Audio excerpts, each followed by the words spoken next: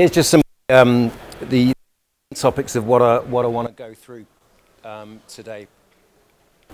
We'll first of all just go through some fairly recent examples of supply chain breaches and attacks. Not all of them have been attacks, actually, interestingly. So I'll just talk through those. We'll talk about who the third party was, what actually happened, and what the impact was. That'll just be the next couple of slides. So just bear with me while I talk through those. I'll talk about what to look for and what to look out for in a supplier. Bit of a difference. The supply chain itself. So who's in scope? Risk tiering, where to start. Apologies to anyone here who's got a very mature process, but I always think it's worth revisiting anyway, because sometimes, as we have done over this past 5 or 6 years or so I've been running this process, we've taken a few wrong turns and had to make a few improvements. Strategies to mitigate supply chain and information risk, because obviously things change, things are done a little bit differently now than they perhaps were done 5-10 years ago, what the best way of doing that is. And then a sort of compliance versus a risk-based approach, if you like. I'll sort of go through that side of things as well, because there's two elements of this, I would say. So first of all, you've probably heard of a lot of these. I'm going sort of way back, a bit of a game-changing one, back in 2013. Target, which was the US retailer. Hackers gained access to Target's network through credentials stolen from a third-party vendor, which some of you may or may not know, which is their HVAC, their air conditioning provider. They installed malware on the point-of-sale systems to capture payment card data. That's what actually happened and when. Impact, 40 million credit and debit card accounts were compromised, along with the personal data of around 70 million or so customers. Breach led to significant financial losses for Target, costs relating to customer notifications, credit monitoring, legal fees, so some intangible costs there as well, and a loss of trust and a decline in sales. 2018, hackers compromised BA systems and harvested personal financial data, including personal data, names, addresses, and credit card details.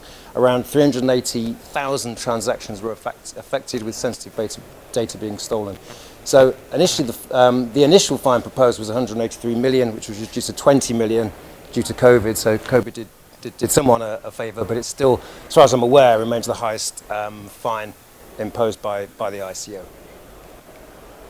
SolarWinds, again, a bit of a game-changing one. Suspected nation-state hackers injected a backdoor into a software update used by high-profile organisations and governments worldwide. This was downloaded by around 18,000 customers, which allowed the attackers remote access to thousands of corporate and government servers. It was a global-scale attack, resulting in numerous incidents and breaches. More recently, Ticketmaster, I think this was around July, so this year, hackers gained unauthorized access to an isolated cloud database hosted by a third-party services provider, which was Snowflake. The database contained the information of customers who bought tickets to events in North America. Compromised data, names, phone numbers, credit card details. Over 500,000 customers worldwide were impacted. And customers report that tickets were stolen and resold, leading to significant financial loss and reputation. A lot of those were Taylor Swift tickets, I would imagine, but let's see, that's another story. More recently, CrowdStrike. That, interestingly, wasn't actually due to a cyber attack. It was a distribution of a faulty software update, so a bit of a sort of internal process issue there, which caused a critical failure in the Windows operating system, preventing affected computers from fully loading. The update affected Windows computers running their Falcon sensor, causing them to crash and cause the blue screen of death. Led to various disruption in all sorts of sectors: banking, healthcare, air travel. Repeatedly the largest IT outage of all time, causing significant operational disruptions, with business and service experiencing downtime. 8.5 million systems crashed, and the estimated damage was around $10 billion US. So some pretty scary stuff there, I guess. So the supply chain, it's an inevitable risk, if you like, really. It could be quite anxiety-producing. But at the end of the day, we all need suppliers, we all need business relationships, we all need to share data. We're all from different organizations. Myself, I'm from a law firm, so I'll kind of talk about sort of our journey, and perhaps you could kind of relay that to organisation, how that your organisation, how that might sort of fit, I suppose, really. I mentioned earlier on the risk versus compliance sort of approach to supply chain and third-party risk management. Obviously, on the compliance side, these are long-established requirements of ISO 27001, of PCI DSS, etc., and of GDPR, etc., record of processing. You're expected to know who you're sharing sort of customer and your client's data with, and ensure that they've got appropriate organizational and security measures, etc. So it's nothing new. This has been an expectation for a while.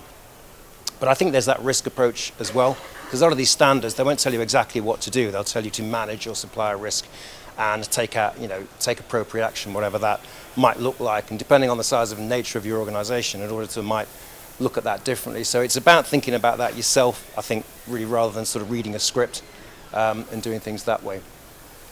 But it's around these three things, same as cybersecurity. Cybersecurity is people, process, and technology. If one of those is missing, it's not going to work properly. I'm not actually a particularly technical guy. It's quite ironic. I'm at an IT conference. I'm actually part of the firm's risk management function, but I sort of head up the supply chain cyber risk side of things. That's basically where I fit in, really. So, which supplier should you focus on? Now, I guess a lot of you would probably already have looked at this. I'm just talking about the sort of journey I started on, again, say 5-6 years ago when I started at the firm. There was no kind of real process, I guess. We had around sort of 4,500 suppliers, something like that. It's a bit less now. We've consolidated that. But it's around looking at who's doing what, I guess, really. And you could tear your hair out trying to kind of work out what to do when at first. End up looking like me. But I think it's about you, really. What does your business actually do? Which suppliers are you engaging in? Which are the ones you should be worried about, really? The way we do things, we approach things differently if a supplier sort of comes through the door, wants to do business with us. We have a sort of hybrid arrangement, if you like. We have an on-prem data center. We've got applications sitting on there. We have an Azure instance. We have applications sitting in there, and then we use software as a service. Again, kind of different. You would look at doing different due diligence for those kind of types of suppliers and applications. Again, as a law firm, we have other organizations remoting into our systems to do things like document reviews and that kind of stuff as well. So we wouldn't assess them the same as perhaps another software as a service supplier. We'd look at their kind of risk management processes, physical security, vetting, all that kind of thing as well. We work with translation companies as well. Again, how's that working? Are we emailing them or are we uploading them to a portal, whatever it might be? So it's about thinking about that. And then, of course, there's these guys as well. Who's having access to the building, even things like shredding, who's unescorted around the building. There's some of the basic stuff like that, access control. We look at that. Also devices. When devices have reached end of life, they have to go away, they might be destroyed. What's the process around that? Are they wiped before they go off site? What's the technology the provider's using? That kind of thing. So it's all these things we have to think about in terms of what we do. But I think really it's around who you're dealing with as well. This new supplier or an existing supplier, what's their sort of track record, I guess? Are they a sort of market leader, or are they a new kid on the block, so to speak? We deal with quite a lot of sort of new legal tech organizations. They're quite small. There might only be a handful of them. They might be working from home. Might have a great product, but they've not necessarily thought about security before. So we might have conversations with them, and we can end up providing a bit of sort of free consultancy, I guess, really. It's a bit like if you want to work with companies like ours, this is the level you have to get to. So it's a case of, do they look like this, or do they look like this? So have they, they got a new product that's great, that everybody, let's say all our lawyers suddenly want to use because it's going to make their life a lot easier because it's a sort of workflow tool, or they're a more mature business with a great track record, security certifications, global offices, etc.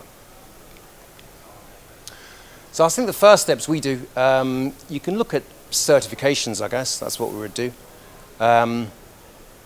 ISO 27001 necessarily mean everything's secure. It just means they've got an ISMS, an information security management system. They're thinking about security, they're thinking about risk. It's not a particularly technical standard, I would say. It just makes sure there's roles and responsibilities, a risk management process. But it's a good start, at least.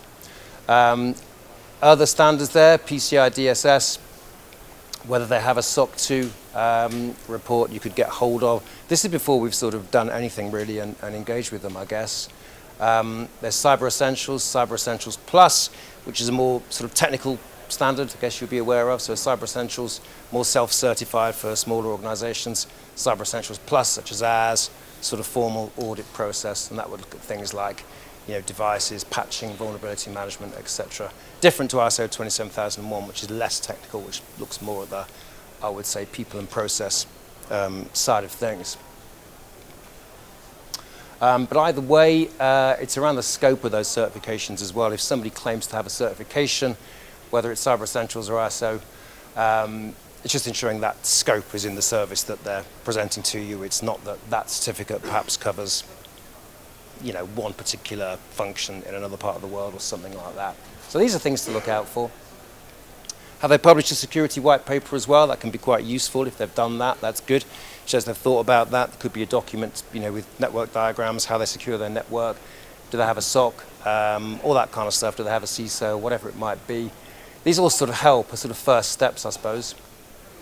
And do your own sort of online research. We do a bit of that as well. You know, is there anything we need to know about this company? You know, previous history, data breaches, whatever it might be. So the sort of fundamentals and next steps, obviously, I mean, we work very closely with our procurement department. We're sort of linked up with them.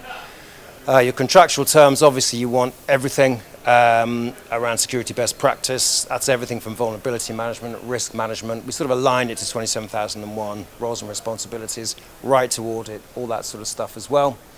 And like I want to say questionnaire, we sort of implemented a tiering questionnaire. So it's not a questionnaire, a due diligence questionnaire asking about controls. It's more, well, what's the nature of the interaction? Is this supplier potentially going to be accessing our systems? What level of data? Is it logical access? Is it physical access? And then you can sort of get an idea of what should be in the contract in case there's any pushback or sort of red line, and what level of due diligence you should be doing. But I think it's around linking up those processes. If somebody wants to buy something, you know, to try and avoid things coming in through the back door, we have a sort of system whereby if anyone wants to buy anything, they'll go on our intranet and they'll say what the product is, and they'll tick a number of boxes. Is there a modern slavery risk? Is there a privacy risk? Is there a sort of network and data risk? And then as soon as those boxes are checked, the various stakeholders in the business will get emailed, and nothing can really go further forward until we're sort of happy to proceed. I think you have to be careful, and there's a balance not to do too much due diligence, if you like, as they're engaging. You can't sort of audit the suppliers as they come in, but I think you want that sort of reasonable level of assurance, really. So due diligence itself, I mean, most organizations have a classification scheme which broadly looks like this, I suppose, from public information right through to restricted information. Accessing that confidential restricted on a regular basis as part of the service, there would be the sort of top of your pyramid, if you like, who you're going to perhaps sort of, you know, assess annually and all that kind of stuff. Supplier tiering I've talked about, so you could have your tier 1, tier 2, tier 3 suppliers, you might want tier 4. Depends on your business, really. Contractual terms we've mentioned, so I won't go over that again, but again, it's all part of the due diligence, making sure those things are in place. And a tiered questionnaire here. Previously I mentioned a tiered questionnaire in terms of the nature of the supplier and how to assess them. The tiered questionnaire we've done, we have sort of 3 levels, I guess. So if we're going to do continued due diligence on suppliers, we won't just send them the same questionnaire with hundreds and hundreds of questions on. If it's physical access, we'll kind of won't ask them about their kind of vulnerability management, patching, etc. We'll do a more kind of risk-based questionnaire on physical security, policies, vetting, and all that kind of stuff, right through to a kind of SAS questionnaire where there's, you know, quite a huge number of questions. I always said if I was going to set up a function like this, I wouldn't have hundreds and hundreds of questions, which I've tried to do. It's quite difficult to avoid a lot of them, though, to be honest. So the due diligence process could look something roughly like this. So your low-risk suppliers, you would perhaps need to, I guess, monitor. So there needs to be a process for sort of mission creep, really. If services are changing, you would, expect your colleagues, I guess, to go on a sort of portal or at least speak to your procurement people and say, well, the nature of this service is changing. There need to be a new contract drawn up. And then, again, another risk assessment process would have to kick off. You might have medium risk, whatever that looks like. So you could have engagement due diligence, obviously.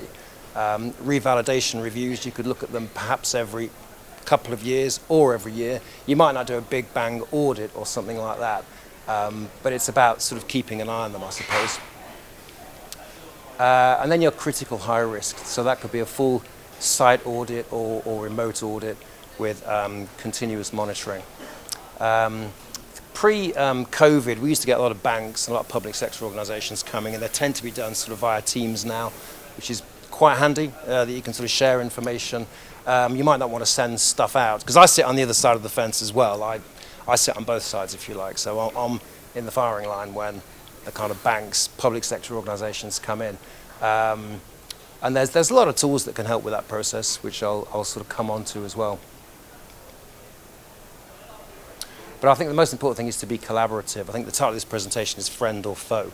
So, the way we work with suppliers, we like to be collaborative. It's not like I think in the past, third-party auditing, certainly being on the receiving end, it was a bit finger-pointing, like, you should be doing this, you should be like us, we're highly regulated. And you might not be. I mean, we're a law firm, we are regulated. We're not regulated in the same way banks are, particularly. And I think it's kind of like relaying that. I've noticed a more collaborative approach all round, more sort of risk-based rather than checklist-based. And cyber posture ratings monitoring is another thing we do, only on a certain number of suppliers. So you may be familiar with this kind of technology, I guess. It's sort of non-intrusive, and it collects information based on exposed assets and assesses best practice or lack of best practice on 3 layers: network and IT, application level, and human level. So there's some of the main players in this. I think BitSite's one of the main ones. So this technology has been around a while. Like I say, I think at first a lot of people didn't quite know sort of what to do with that. There was a huge amount of findings which aren't necessarily in the scope of the service. So you have to make sure you're kind of monitoring the right domains and that kind of stuff, really.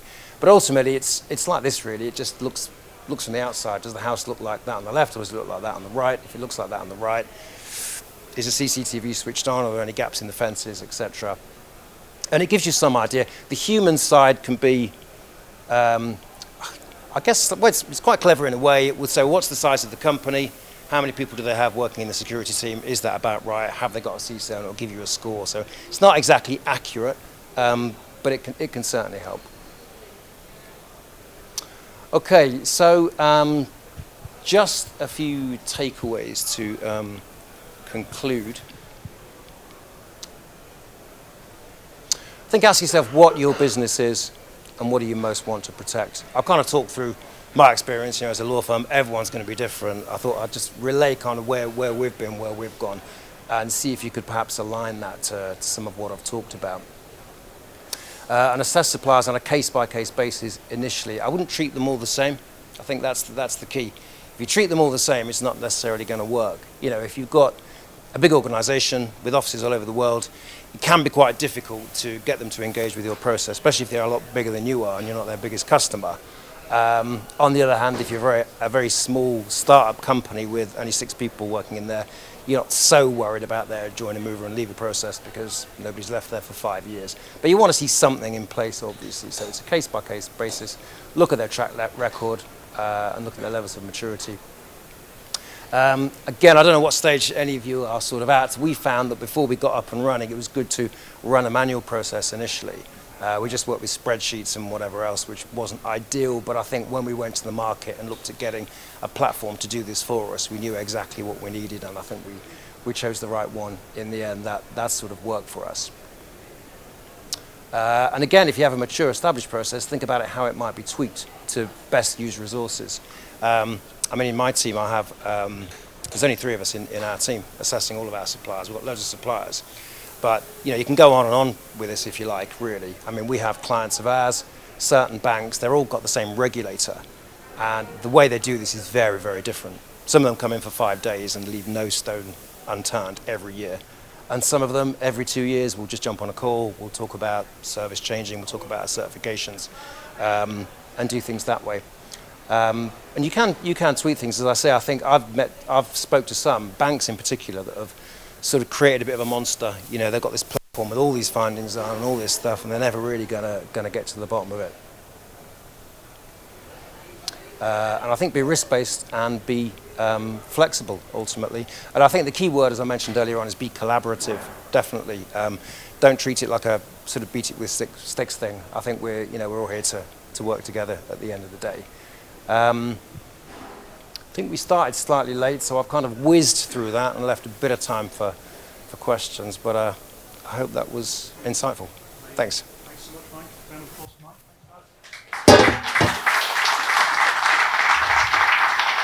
Does anyone have any questions for Mike? If you want to raise your hand quickly and we'll get a mic over to you, assuming you can actually hear me. Yeah, you can hear me. I've got one very quick one for you. Okay. You're not going to get away that easily. Trust me. If there's one thing these guys should look at doing, one thing, top priority in terms of reducing that risk in your supply chain, what should it be? Yeah, that's a great question. One thing. I think to me, it's that tiering, it's that sort of crown jewels, if you like. I think so many people make this mistake of rolling out a one-size-fits-all process. You know, and you could say there's one thing because there's various threats, there's various trends that come in. You know, it could be ransomware or whatever it might be. Everyone's worried about AI now. So I think that will always change.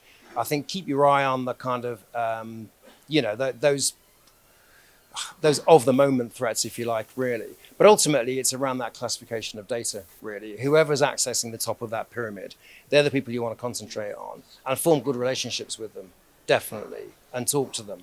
You know, we have calls with clients of ours whereby we have more sort of keep in touch processes rather than once a year processes and be more collaborative, I would say. Brilliant. All right. Excellent. Thanks so much, Mike. Thanks for your time today. Thanks, Okay. guys.